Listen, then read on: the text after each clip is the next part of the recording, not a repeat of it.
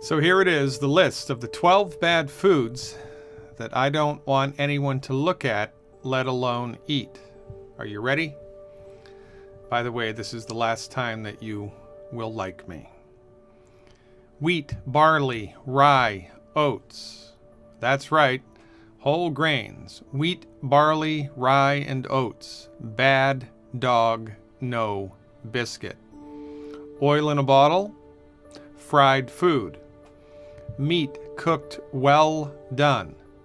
Meat that has nitrates added as preservatives. The skins of baked potatoes, yams, sweet potatoes. A carbonated beverage with a meal. Carbonated beverages with a meal, I don't care if it's Perrier, sparkling water, beer, club soda, or champagne. If it has bubbles in it, do not drink it with a meal. Soy and corn. That's right, soy and corn. These foods are bad. Bad for the human body. And if you eat these foods, it's only a matter of time until the net negative effects that they generate in your body add up and something breaks. Very much like the straws that broke the camel's back. If you unwittingly consume food that's hurting your body every single day, it's only a matter of time until something goes wrong. One of the biggest myths that's persistent in the popular culture of the 21st century is the myth of the whole grain. Wheat, barley, rye, and oats contain a protein called gluten. And gluten is bad for most human beings. Why? Because the gluten molecule is a protein made of amino acids which are daisy-chained together. And amino acids are essential nutrients. The body needs them, can't make them. Amino acids are essential for health. It's the job of your stomach to break apart the amino acids inside the gluten protein, liberating the amino acids, giving your body access to the amino acids that make up gluten. But the chemical bonds that hold the amino acids together inside of the gluten protein are very difficult, if not impossible, for your stomach acid to digest. Now, most people have weak stomach acid anyway, and this just compounds, exaggerates the factor. So most people, when they swallow wheat, barley, rye, or oats, the gluten protein becomes undigested. And instead of individual amino acids entering into the small intestine to be absorbed into the bloodstream, you get long chains of intact, connected amino acids. And when your small intestine attempts to absorb the undigested long chains of amino acids, that causes a lot of problems. The tissue in the intestinal tract, which is responsible for absorbing nutrients, becomes damaged. It's kind of like if a vacuum cleaner with a bristle brush is trying to vacuum up a string of pearls. The string of pearls is going to jam up the gears. But if the bristle vacuum attempts to suck up individual pearls on the carpet, it can do that no problem. Similar circumstance here in the small intestine, which leads to one of life's greatest ironies. Consistent consumption of whole grains will hurt you. Not only does it hurt you directly by damaging tissue in the body, but it hurts you indirectly because the tissue that it damages is responsible for absorbing nutrients. The more whole grains you eat, the less able your body is to absorb nutrients into the bloodstream. And because all chronic diseases are directly related to nutrient deficiencies, the more whole grains you eat, the more likely you are to suffer with a chronic disease. Wheat, barley, rye, and oats. Stop eating them now. Next on the list, oil and fried food. Oil oxidizes. If you look at an olive oil bottle, a canola oil bottle, a flaxseed bottle, any type of oil in a bottle, between the top of the oil and the top of the bottle, there's an air gap. Air contains oxygen. And as the oil sits in the bottle, it is becoming oxidized. The longer it's in the bottle, the more oxidized it becomes. And when you pour that oil onto a cooking surface, a fry pan or a wok, for instance, you heat the oil, it oxidizes within minutes. When you introduce an oxidized substance into the human body, you create inflammation. Inflammation, low levels of low-grade, constant inflammation, which, again, like the straws that broke the camel's back, add insult to injury. And it's only a matter of time until your system can't handle that anymore and something breaks. When you fry food, this process becomes accelerated remarkably. Oil heated in a fryolator creates a molecule in the food which is fried called acrylamide. So when you deep fry a piece of chicken, deep fry a potato, deep fry anything that has a protein in it, acrylamide is formed. What's wrong with acrylamide? Well, I thought you might never ask. It's carcinogenic. Now, when you look at a map of the United States, county by county of life expectancies, the people in the United States that have the shortest life expectancies live in the South, the old Confederate South. They have the same doctors, the same education, the same water, the same hospitals, the same everything that everybody else in the United States has. So why do they have the shortest life expectancies? I'll tell you why. Because in the United States, in the South, below the Mason-Dixon line, fried food is a religion. Fried food for breakfast, fried food for lunch, fried food for dinner. It's just part of the cultural ethos. The more fried food you eat, the shorter your life will be, because you're introducing cancer-causing substances, inflammatory-causing substances into your body all of the time. And that's not a good idea. I know that Dr. Oz told you to drink olive oil, but Dr. Oz is a medical doctor trained in cardiovascular surgery. If you are attempting to understand the meat and potatoes of medical nutrition, no oil in a bottle. That means no salad dressing, no cooking oil, certainly no fried food.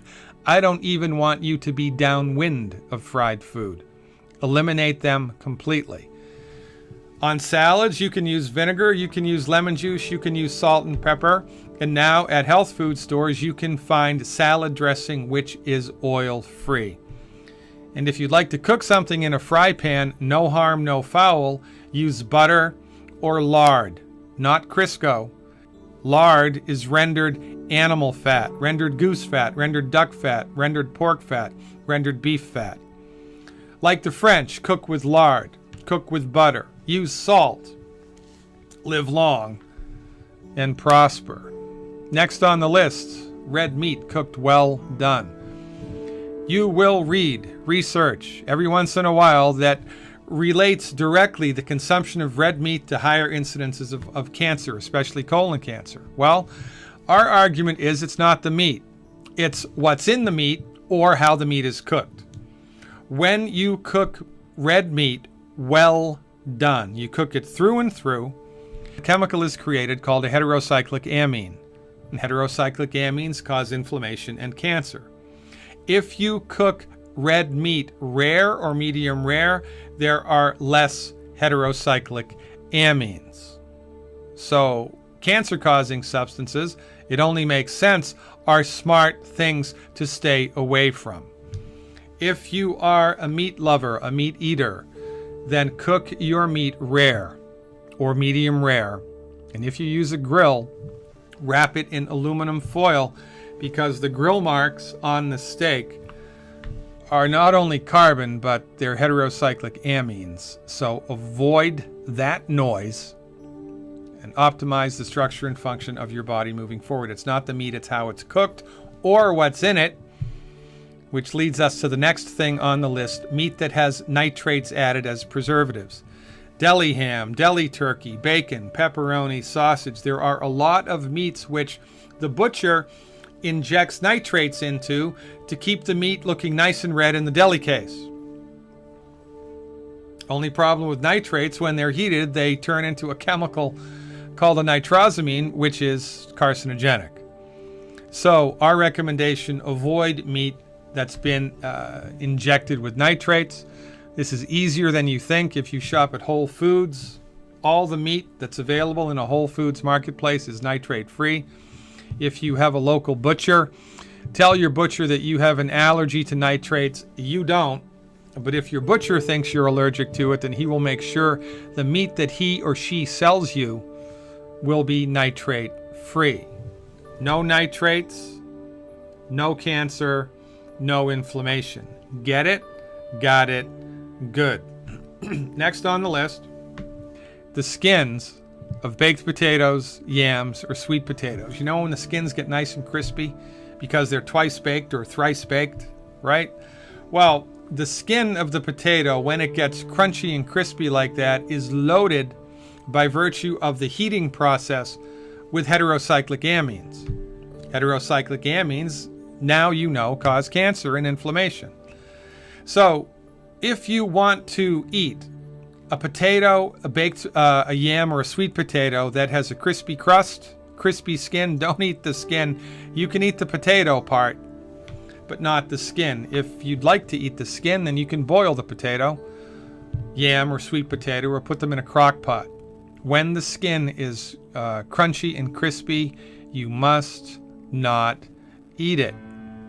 I mean, if you breathed in asbestos every day, it's only a matter of time until you get mesothelioma, right? If you work in a coal mine without a mask, it's only a matter of time until you get black lung.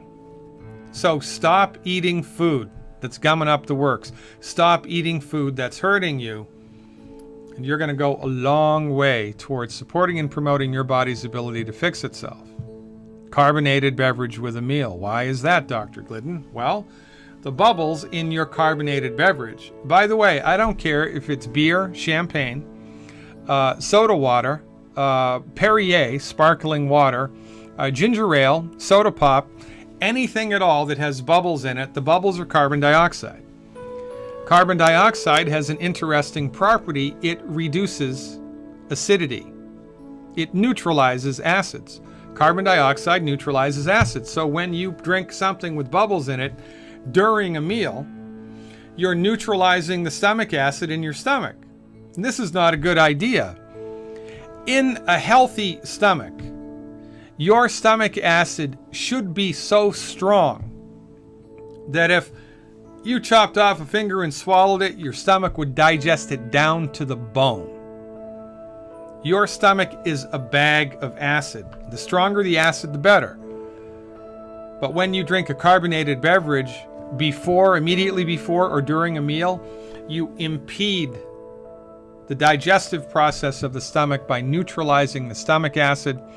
Most people have weak stomach acid anyway, because in order to have strong stomach acid, you must be salting your food liberally.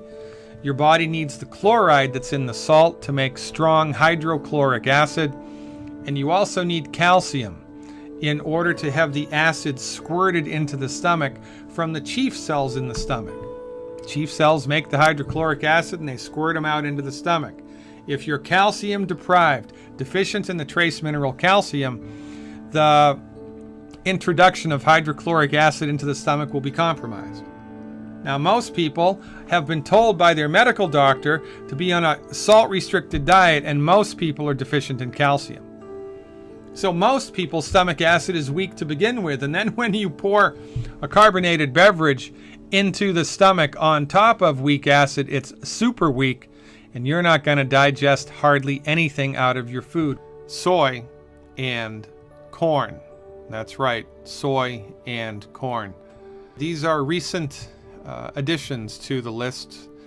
Previous to October 2015, we considered 10 bad foods. We have recently added corn and soy to the list, and here is why. Corn and soy are amongst the most genetically modified, genetically engineered foods available on planet Earth, and they are abundantly, copiously, profusely sprayed with an herbicide called Roundup the scientific name for which is glyphosate. Recent data released by the World Health Organization, of all places, the World Health Organization, classifies Roundup as a carcinogen, a cancer-causing agent, and research also links directly the use of genetically engineered food, the consumption of genetically engineered corn and genetically engineered soy with 4 different types of cancer and deaths from high blood pressure, deaths from stroke. Let's look at the numbers. This first chart here shows the incidence of liver and bile duct cancer, The red line, which you'll see going across the chart, is incidence of these types of cancer when Roundup has been applied to corn or soy, whether it was genetically engineered or not. The blue line shows rates of cancer when people have consumed genetically engineered corn and soy. So you can have naturally occurring corn and soy that's had Roundup sprayed on it, and or you can have genetically engineered corn and soy that has or has not had Roundup applied to it. That's what the red and the blue lines signify. The yellow bars, the vertical bars on this chart, are the incidence of the different types of cancer. Now, interestingly, on this chart, you'll see a green bar going across at about a 35-degree angle. That green bar represents the incidence of, in this case, liver and bile duct cancer that we would expect to be happening from historical trends. What we would expect to see happening from historical trends. And this, of course, is juxtaposed to the increased incidence of these types of cancer when people are eating genetically modified corn and soy and or corn and soy that have been sprayed with the herbicide Roundup. You can see in this case, liver and bile duct cancer, a remarkable correlation between the two. Next on the list, kidney cancer. It's a similar list. It's harder to see the trend here, but the trend exists. The incidence of kidney cancer has increased since the introduction here of genetically engineered corn and soy, and or the consumption of corn and soy that has been applied, sprayed with Roundup. Bladder cancer. This is an easier trend to see. Bladder cancer here skyrocketing.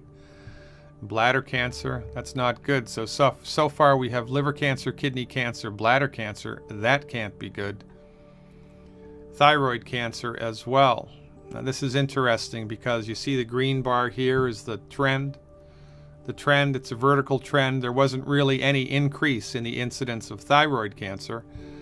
But then we start eating genetically modified corn and soy, and or corn and soy that has Roundup sprayed on it. Boom. Dramatic rise in thyroid cancer. Deaths from high blood pressure. Another dramatic correlation here. You can see the green bar going across, which is what we would expect from past historical trends. Since genetically engineered corn and soy and Roundup have been applied to these products, a startling increase. And last but not least, deaths from stroke. You can see, again, a remarkable increase. Now, any one of these increased incidences would be enough to stay away from this stuff, right? But when you put them all together, it makes genetically engineered corn and soy and or corn and soy that's been sprayed with Roundup the biggest, baddest voodoo daddy of them all.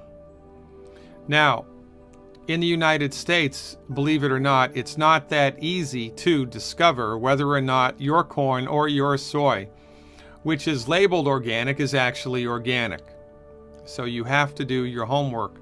Whole Foods, interestingly enough, has a very good labeling system through which they help you, the consumer, determine whether or not, or the extent to which the food that you think is organic actually is organic. Unless you grow your vegetables and fruits yourself in the United States, it is virtually impossible to tell whether or not it has in fact been genetically engineered. Moral to this story is just avoid corn and soy unless you know for sure it's not genetically engineered, it's heirloom corn and soy, and absolutely positively it's not been sprayed with the pesticide Roundup. Interestingly enough, this should also extrapolate into corn syrup, which the food industry is putting in just about everything these days. So I'm making the assumption here that if pesticide Roundup applied to corn and soy does this, I would also assume that the pesticide applied to tomatoes and avocados and oranges and grapefruits and spinach and every other vegetable and fruit would have similar results. That's an extrapolation. I haven't seen the science, but remember, if it looks like a duck, flies like a duck, quacks like an MD, you should stay away from it. For goodness sakes, go organic, ladies and gentlemen. Educate yourself about what really is organic and what is suspect. And for goodness sakes, my recommendation, stay the heck away from corn and soy. In addition to the other 10 bad foods, nutrify your body every day with the 90 essential nutrients. Live long and prosper. Thanks for your attention and your time. I'll see you around campus.